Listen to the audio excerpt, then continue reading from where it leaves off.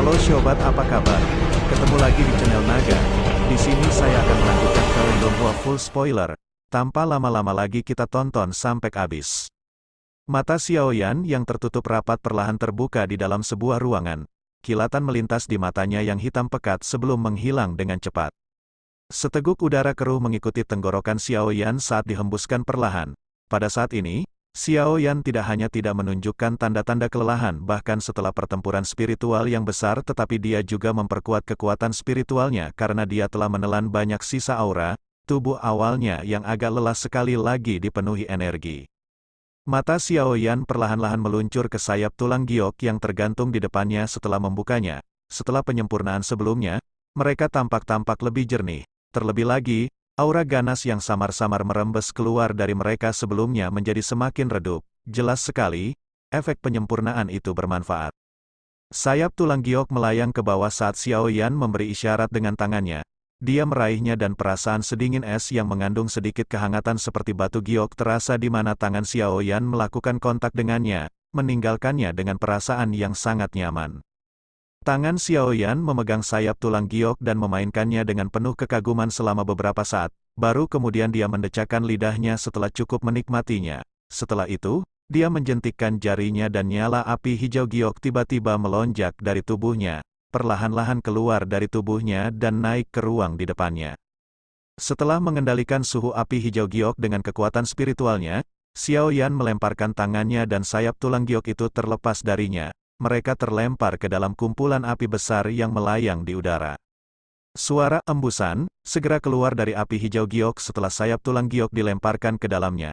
Nyala api membumbung tinggi dan suhu yang menakutkan menyebar dari dalam, membakar seluruh ruangan hingga seperti tungku.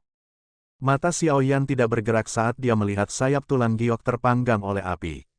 Mengikuti peningkatan suhu, jejak udara abu-abu, yang sulit dideteksi, dilepaskan dari tulang sayap dengan suara cici. Udara itu kemudian berubah menjadi ketiadaan dan tersebar di bawah suhu yang menakutkan dari api hati teratai yang mengkilap. Tak disangka sisa aura ini tersembunyi begitu dalam. Jika bukan karena api hati teratai mengkilap, kemungkinan besar akan sangat sulit untuk memaksa mereka semua keluar. Xiaoyan melirik ke arah udara berwarna abu-abu yang ingin melarikan diri, namun malah langsung menguap. Dia tidak bisa menahan diri untuk tidak menggelengkan kepala dan menghela nafas. Tangan Xiaoyan tidak ragu sedikit pun ketika dia berbicara. Dia mengendalikan suhu api hati teratai mengkilap dan membiarkannya naik. Sesaat setelah suhu api melonjak, kecepatan emisi aliran udara abu-abu dari sayap tulang giok perlahan melambat. Sebelumnya, masih mungkin untuk sering melihatnya. Sekarang, hanya sedikit udara yang keluar setiap 2 hingga 3 menit. Jelas sekali. Di bawah suhu yang menakutkan dari api hati teratai mengkilap, sisa aura yang tersembunyi di dalam sayap tulang giok secara bertahap telah dipaksa keluar. Pemanggangan suhu tinggi semacam ini berlanjut selama sekitar 1 jam. Pada akhirnya, Xiaoyan menghela nafas lega setelah tidak melihat sehelai udara pun keluar meski telah dipanggang selama setengah jam. Tampaknya aura di dalam sayap tulang telah dikeluarkan sepenuhnya. Setelah menyelesaikan penghapusan, Xiaoyan tidak begitu saja menarik apinya.